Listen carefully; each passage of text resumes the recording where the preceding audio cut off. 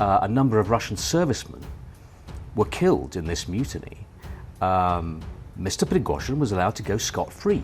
Ni gute se umuntu wateje imidugararo yatumye ingabo zacu nk'abarusiya cyane zirwanira mu kirere zipfa uyu nguyu abasha kurekwa maze akagenda n'ibirego bye byose bikavanwaho? How come someone like Mr. PRiGOZIN can organize a mutiny which leads to the death of Russian servicemen and ni ikibazo abarusiya benshi na byinshi mu binyamakuru mu Burusiya byibazaga, caused a lot of unease even in the Russian newspapers, which are pretty heavily controlled by the state. Abandi ariko bo baravugaga bati hari impamvu iteye umukuru w'igihugu nka Putin kureka umuntu nk'uriya w'umugambanyi mu maso y'abarusiya benshi. There would be an attempt on his life, whether we would see the return of Mr. PRiGOZIN. Nawe ubwe kandi yari yabyivugiye avuga yuko Yevgeny ari umugambanyi. То, с чем мы столкнулись, это именно предательство. Ntabwo abarusiya benshi mu by'ukuri iby'urupfu rwa Yevgeny PRiGOZIN byabatunguye, ahubwo bibazaga n'iryari bizaba. Mbere yuko bivuga yuko perezida w'Uburusiya Vladimir Putin ndetse n'uno mugabo Yevgeny PRiGOZIN biyunze, ibi ngibi nibyo perezida w'Uburusiya yari yatangaje. Ndetse nubwo mu kubivuga atigeze avuga izina ry'uno mugabo neza, ariko bose abaturage babashije kumenya uwo yabwiraga.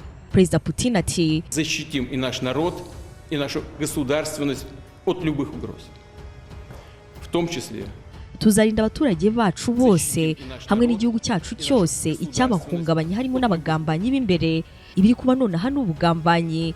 Ati: «Как президент России и верховный главнокомандующий, как гражданин России, сделаю все». Njyewe ubwanjye nka perezida w'Uburusiya, nka umugaba mukuru w'ikirenga w'ingabo z'Abarusiya, nkanaba kandi umuturage w'igihugu cyanjye, чтобы отстоять страну, защитить конституционный строй, жизни и безопасности. Nzakora buri kimwe cyose mu kurinda igihugu cyanjye no kugendera ku mategeko. Ubuzima n'umutekano by'abaturage ni ingenzi. Aba bateye ingabo zacu bakanazica bahimutse cyane, kandi ibi ngibi bazabizira, bagomba kubiryozwa.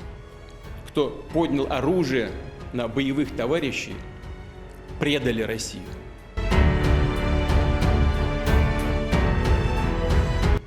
Iri jambo rya Perezida Putin naryo iri ryaje nyuma y'iminsi mike ya Yevgeny PRiGOZIN atangaje ku mugaragaro yuko anenga ingabo za Putin, uretse n'ingabo ananenga benshi mu bategetsi bakomeye mu Burusiya. У нас нехватка боеприпасов 70%. Muri no video ya PRiGOZIN uyu anagaragara noneho arimo arwanya inzego zo hejuru muri kino gihugu, afite uburakari buri wese yabasha kubonesha amaso. В таких клубах ваши дети прутся от жизни и снимают на YouTube ролики. Iki gihe nubwo atavuze izina Putin mu bo yavugaga, ariko benshi bavugaga yuko nta gitero cyaba kibi cyane kurenza icyuyu wahuze ari inshuti y'uno mukuru w'igihugu kugeza abashije kwitandukanya na Putin, maze ahubwo akanawe umwanzi we ku mugaragaro. У вас есть склады от снарядов, то вы имеете на это право. Есть элементарные подсчеты. Yevgeny Viktorovich PRiGOZIN ni izina bidashidikanywaho yuko ryagarutsweho cyane bitangaje, cyane cyane kuva ku munsi intambara yo mu Burusiya yatangiraga mu gihugu cya Ukraine. Kino gihe ubwo byamenyekanaga yuko Abarusiya batarimo kuyirwana bonyine, ko ahubwo Abarusiya bashobora kuba bafite undi mutwe urimo kubafasha kuyirwana. Ahangaha rero niho byagiye bitangira kuvugwa, ndetse n'uno mutwe wa Wagner nawe utangira kuvugwa cyane. Nuko rero nyuma uno mutwe waje kugenda uvugwaho byinshi, abantu benshi babasha kuwumva ndetse no kumenya. Kuva ku bucuti bukomeye uno mutwaro ufitanye na Perezida Putin w'Uburusiya, aho bano banafashije no mukuru w'igihugu mu bikorwa byinshi bya gisirikare, kugenda ukageza ku ntambara barwanye, ugakomeza mu kwezi kwa gatandatu aho uno mutwe washwanaga, ndetse ukanatera ingabo z'Abarusiya ndetse yewe bamwe muri bano bakicwa, kugeza ku rupfu rwa Yevgeny PRiGOZIN waruhagarariye no mutwe wa Wagner. Ikaze muri kino kiganiro cyacu cya none, maze tugaruke ku mpamvu zirimo ziravugwa ugendeye ku basesenguzi ba politike, ndetse tunagaruke ku kwibaza iby'ingenzi umuntu yamenya byabigiye gukurikiraho nyuma y'urupfu rw'uno mugabo. Tugendeye kandi ku busesenguzi bw'abahanga turi buze kuza kwibaza urupfu rw'uno mugabo mu ncamake n'ikirwa rugiye gusiga. Ikaza buri hose nk'ibisanzwe ukaba ugiye kubana nanjye abayo Yvette Sandrine.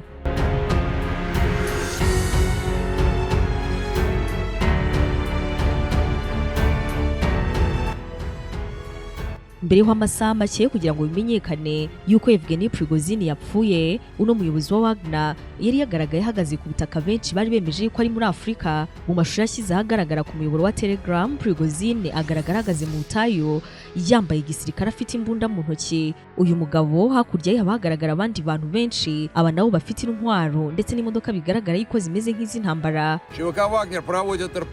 Wagner PMC conducts reconnaissance and search actions. Ibiro ntaramakuru Reuters ntabwo byashoboye kumenya cyangwa se kugenzura itariki no mashusho yafatiweho, gusa aya ngaya akaba yaragaragaye mbere y'amasaha makeya cyane yuko yitaba Imana.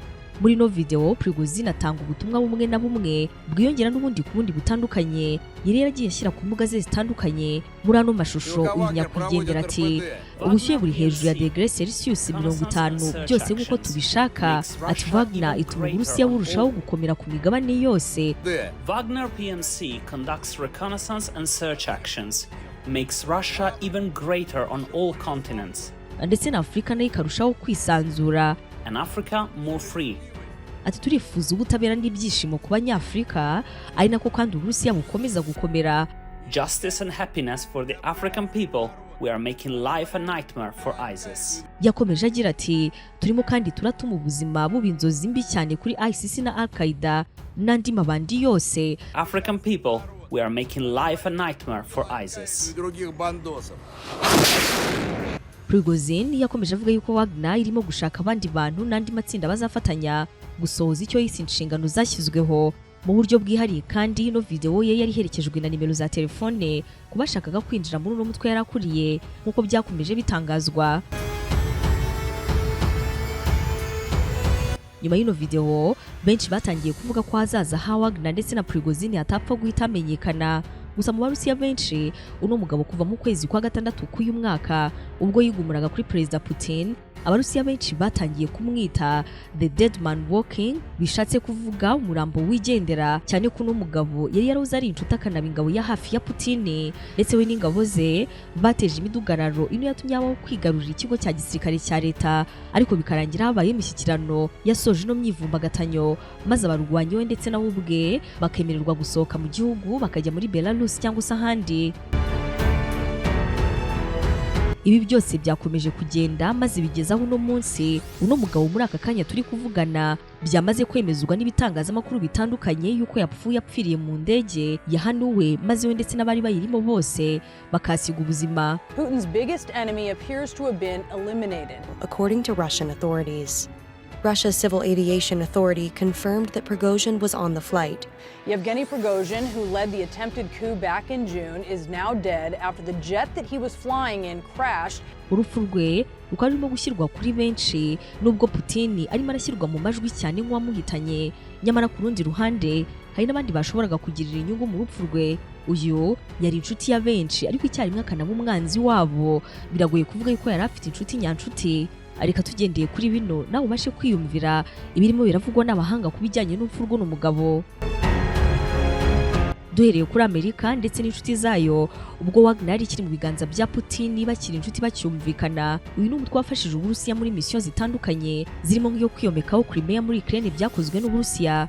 Aba kandi bafashije mu ntambara yo muri Syria ndetse no mu ntambara muri Ukraine. Uno mutwe wafashije Uburusiya mu buryo bukomeye. Ibyo byatumye PRiGOZIN umwanzi ukomeye wa Amerika kuko nubwo yari yarakanye kenshi yuko adakorana na Wagner, nyamara ibi ntabwo byavanaga amakuru y'ubutasi yabimushinjaga, kugeza ubwo ndetse hagaragaye amafoto na video arimo ahubwo arashaka ingabo zo kwinjira mu mutwe we. Izi ngabo zikaba ari abantu bavanywe muri gereza benshi ababwira yuko bagiye kubona ubwisanzure maze bakinjizwa muri uno mutwe. Yevgeny PRiGOZIN nyuma yo kugaragara ndetse nawe ubwe ntiyongere kwishira yuko akorana na Wagner, kwahubwo uretse no gukorana nawe ari uyikuriye. Ibyo byatumye ashyirirwaho ibihano na Leta Zunze Ubumwe za Amerika n'indi miryango y'inshuti zayo, maze ahangaha hanatangwa akayabo kuba yazatanga amakuru yatuma atabwa muri yombi.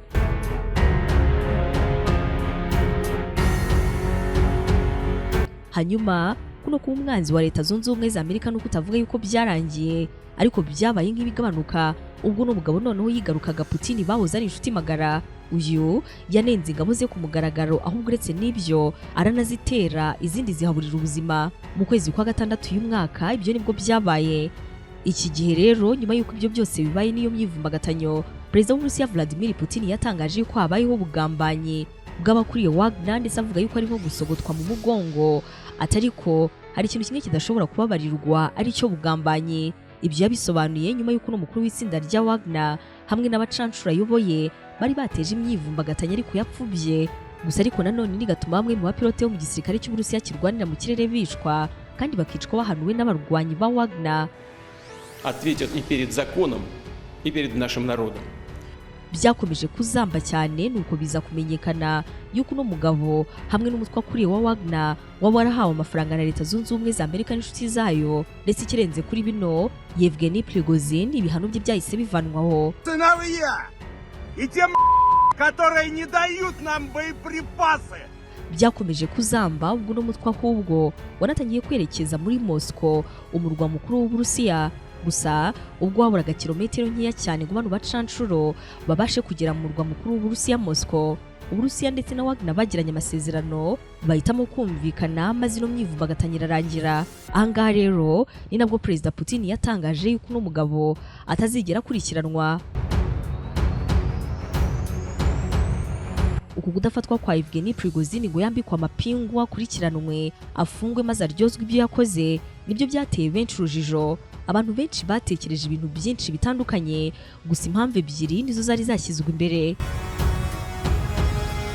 Impamvu ya mbere, abantu baravugaga bati Putin na Wagner bari mu mukino wo kubeshya abo nyine bahanganye barimo Leta Zunze Ubumwe za Amerika, bakabeshya yuko bahanganye nyamara bagamije kurya amafaranga yabo, banagamije ahubwo kubashuka. Indi mpamvu ya kabiri, YEVGENRY PRiGOZIN niba koko ibyo yakoze yari yarabikoze, ibi ngibi byari urupfu kuri we. Abarusiya benshi baravugaga bati nta gushidikanya Putin wamuhemukira n'ubundi muri abanzi, ariko kumuhemukira muri inshuti ibi ngibi ubwabyo ni ukwiyica. Ari naho Abarusiya benshi bahereye bamwita umupfu wigendera, akabyiniriro yari amaranye amezi 2. Muri kano kanya ushobora guhita wibaza ni ibiki birimo biravugwa nyuma y'urupfu rw'uno mugabo. Uno mugabo wari umaze kwerekana yuko Afurika iri mu bitekerezo bye, yaramaze kugira abanzi benshi mu bashakaga n'ubundi kuza nabo muri Afurika mu nyungu zabo, cyane cyane kuri uno mugabane. Gusa ariko nanone nko kuba yarahangaye akavuga yuko ashyigikiye kudeta yo mu gihugu cya Niger, ingibi byatumye agira abakunzi benshi kuri uno mugabane wa Afurika. Kuba rero atumvikanaga na Putin nawe ushaka Afurika ku ruhande rwe, ariko icyarimwe agashaka kuza muri Afurika kwigira inshuti yayo, ari nabyo Leta Zunze Ubumwe za Amerika n'inshuti zayo nabyo byifuza. Ibi ngibi bimugira umwanzi wa benshi ndetse bikanamugira target kuri benshi kuko yari afite abakunzi, ariko icyarimwe akanagira abanzi benshi. Ibyo rero ntawe bitari bibangamiye uretse Afurika ubwayo, ariko kandi nayo yari itaramenya ibijyanye nawe 100%. Ikindi kiri kuvugwa nyuma y'urupfu rw'uno mugabo, amahirwe menshi bikekwa kandi bikemezwa n'ibitangazamakuru byinshi yuko Putin yaba ari inyuma y'iraswa ry'ino ndege. Biramutse ari byo ntabwo byabitunguranye na gato, cyane ko atari we muntu wa mbere waba yishwe n'uyu mukuru w'igihugu yashatse kumugambanira muri gahunda y'abarimo. Nubwo Putin atabyemera, ariko benshi bemeza yuko rwose nta gushidikanya ibyo ngibyo yaba birimo. Ibyo bikaba byanashimangiwe na video y'uno munsi, aho masaha makeya cyane ashize Putin yagejeje ijambo ku baturage akaza afite ibyishimo n'akanyamuneza gakomeye, ndetse ibijyanye n'urupfu rw'uno mugabo ntagire na kimwe abivugaho. Ibyo bikaba byeretse benshi yuko uno mugabo yaba ari biri inyuma ku rugero rwo hejuru. Reasonable ambitions and personal interests led to treachery, state treason and betrayal of our people. Icya gatatu cyavuzwe nyuma y'urupfu rw'uno mugabo ari nacyo gifite amahirwe make cyane, abasesenguzi basanga byaba ari ikintu giteye ubwoba cyane ku bakunzi ba Putin ndetse n'Uburusiya. Uyu YEVGENRY PRiGOZIN aramutse yishwe na Leta Zunze Ubumwe za Amerika cyangwa se abandi b'inshuti zayo, byaba biteye ubwoba kuko uno mugabo yiciwe ni mu majyaruguru ya Moscow, hamwe nabo bari kumwe bari mu ndege imwe. Byabyerekana yuko Putin ubwe yaba akeneye uburinzi bukomeye cyane cyane ku buzima bwe. Uyu munsi yaba ari uno mugabo, ejo yaba ari Putin. Ikindi kandi byabiteye ubundi bwoba kuko byaba ari nko gukomatanya Afurika na Putin, dore ko Putin inshuti ya Afurika ugendeye ku bihugu bimwe na bimwe, hamwe na PRiGOZIN inshuti ya Afurika. Uyu nguyu yaramutse yishwe na Amerika cyangwa se n'ibindi bihugu, kandi amahirwe menshi akerekana yuko ari Putin, byatangira kuzana urujijo kuri ibyo bihugu byitaga Putin inshuti yabyo. Ibyo rero byaba ari ibindi byateza akaduruvayo mu mitwe ya benshi mu banyafurika, bahita babibona yuko barimo guhanganirwa kubw'inyungu babafiteho kurenza kubakunda nyakubakunda. iba ariko n'ubundi bikaba ari amahoro ku bakunzi buno mukuru w'Uburusiya babizi yuko amahirwe menshi ari uri inyuma y'urupfu rw'uno mugabo. Ibyo bikanashyira akadomo ahubwo kubavugaga yuko Putin ndetse na PRiGOZIN baba bari mu mikino, bikerekana yuko ahubwo ibyabaga byose byari iby'ukuri yuko bari bafitanye ibibazo.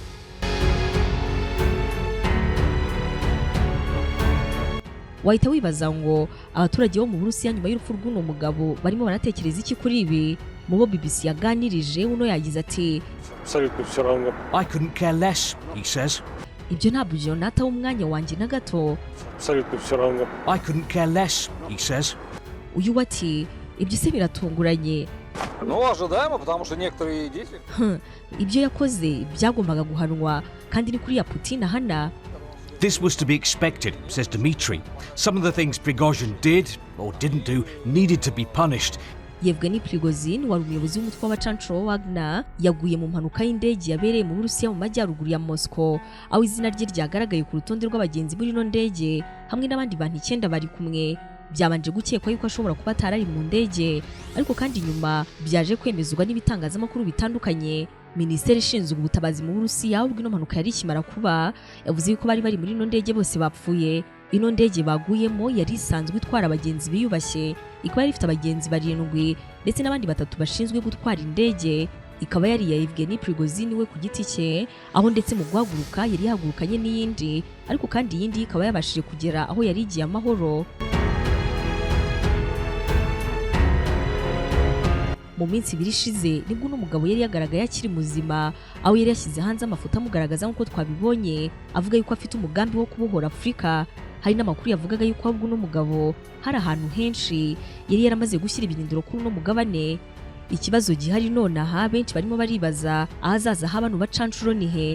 Abandi barimo baribaza niba Wagner izakomeza nyuma y'uno mugabo, dore ko nubwo yari afite ingabo zimurwanirira nyamara we ku giti cye yari afite uburyo azi kuvugana n'abantu, agakora kandi ibintu bye mu buryo bwihariye ku buryo icyuho cye muri uno mutwe w'abacancuro nta wakirengagiza. Amakuru y'urupfu rw'uno mugabo kandi nayaje nyuma y'igihe gito yabitangajwe yuko Perezida Putin yirukanye General Sergei Sulvokin wari umugabo w'ingabo mu Burusiya, izi ngabo zirwanira mu kirere. Uyu kandi akaba ari inkoramutima ya hafi ya YEVGENRY PRIGOZIN witabye Imana. Ngibi by'ingenzi wamenya birimo kuvugwa nyuma y'urupfu rwa PRIGOZIN. Gusa uyu nguyu ni umugabo wari ufite amateka akomeye kandi yihariye muri politiki y'Uburusiya. Mu kindi kiganiro kizagaruka kuri bino, tuzagaruka ku byo wamenya ku buzima bwe butangaje. Wakoze cyane gufata n'umwanya wose warangiza ukabana natwe. Turacyari kumwe no mu bindi biganiro bitandukanye, aho nk'ibisanzwe wari kumwe nanjye abayo Yvette Sandrine.